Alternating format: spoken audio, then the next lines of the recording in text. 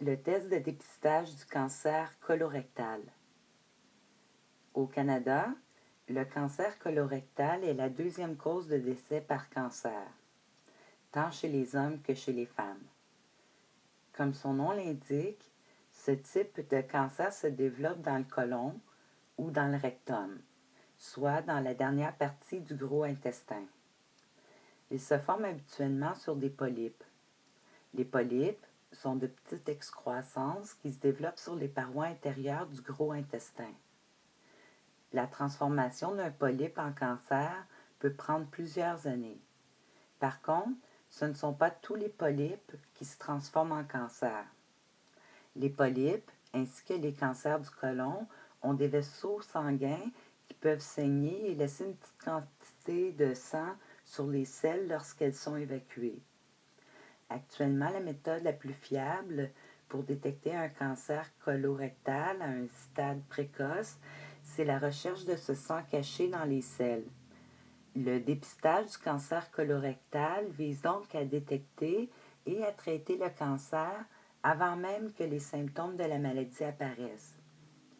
Le cancer colorectal ne présente souvent aucun symptôme à ses débuts. Lorsqu'ils sont présents, les symptômes peuvent prendre les formes suivantes, comme un changement persistant des habitudes intestinales inexpliquées, par exemple avec de la diarrhée ou de la constipation, ou une douleur au ventre ou des ballonnements.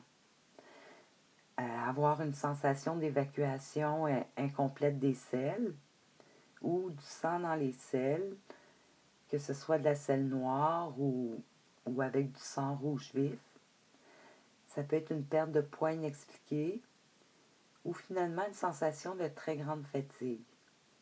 Il est recommandé aux personnes âgées de 50 à 74 ans de passer un test de dépistage toutes les quelques années.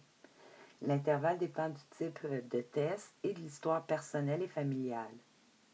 Si vous êtes âgé entre 50 et 74 ans et que vous n'avez pas passé de test de dépistage du cancer colorectal, faites-en part à votre médecin.